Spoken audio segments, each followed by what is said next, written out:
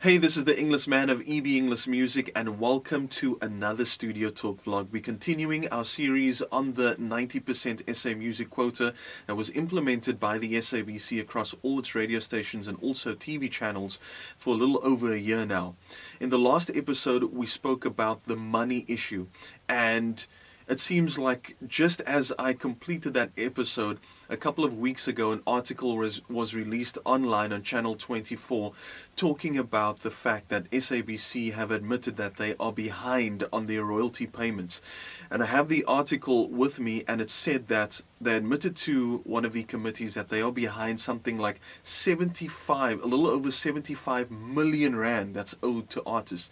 And this is to the various collection agencies such as SAMRO, SAMPRA, Eric, Capasso and Risa, millions and millions of rands that's owed to them. And this is why I said in the last episode that it doesn't really matter if you are going to increase your quota to 90% or 100% or increase your percentage of turnover that you pay to the collection agencies from 3 to 4 to even 50% if you're not making money and you're not able to pay all those royalties, because then us as music makers will not benefit from any quota. It becomes redundant. Moving on to another very sensitive issue, which is the focus of today's episode, and that is payola. And what payola essentially is money that gets paid to those who are responsible for playlisting music at a radio station in order to guarantee, first of all, airplay, and also to guarantee high rotation of that music. This is something that has been around for decades, for as long as the music industry has been around, and this is something that I believe, I'm speaking under correction, I believe that it's been started in the States way back in the 50s, and that is to ensure that bigger record labels who have a bigger budget, this is the way that they ensure that their artists and music that's signed to their label is guaranteed airplay and also high rotation, which means their artists and their music becomes more popular. It's a bigger return on investment, which means they make more money on royalties, on airplay, on things like mechanical rights, all of that. It just means more exposure, which leads to more sales and gigs for their artists, more money for the label, and bigger success for the label. It is something that is unethical. If I'm not mistaken, it is unlawful and something that shouldn't be done. I can only speak from my experience because I've worked for about 4 stations in my entire career being in the broadcasting industry, and I've never personally had to deal or have seen or heard of payola taking place, but that doesn't mean that it doesn't exist. There have been artists that have gone to the press and have admitted that they have been told to pay a certain amount of money in order to have their music played. Even the last Metro FM Awards, when you had artists like Ricky Rick who used the platform after they've won the award to say that, you know, this thing of payola needs to stop, and younger artists that are coming up, they shouldn't be subjected to having to pay in order to have their music played.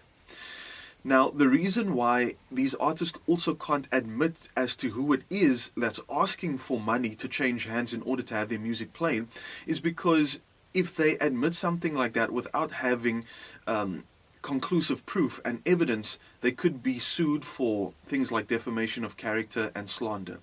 Now, you can try and have a secret recording done in your meeting, whether it's audio or video, to have like a hidden camera, but that is not admissible in court. However, this doesn't stop the public court of opinion. We know what has happened to Sam Allardyce, former England manager, where 2 journalists went undercover to see if they could get around FIFA's rules of third-party ownership. And Sam Allardyce subsequently admitted to how you can get around those rules. That footage was leaked to the press, and so he mutually agreed with England to part ways but essentially he lost his job. Something like this could be done if you want to, but the only way it's going to stop is the people involved if they are exposed.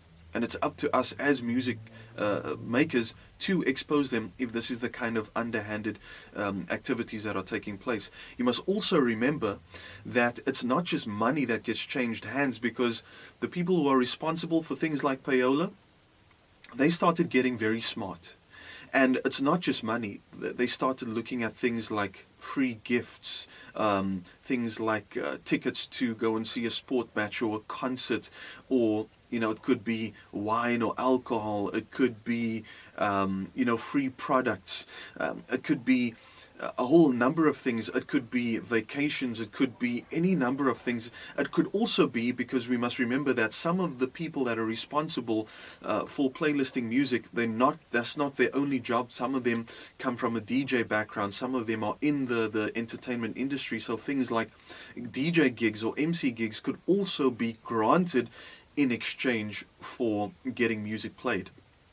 And the only way that this is going to stop is if music makers get together and actually expose the likes of these individuals that are involved in underhanded activities.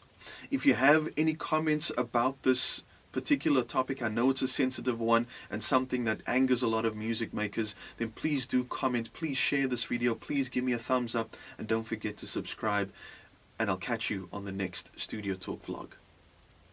Ooh, it's the Englishman.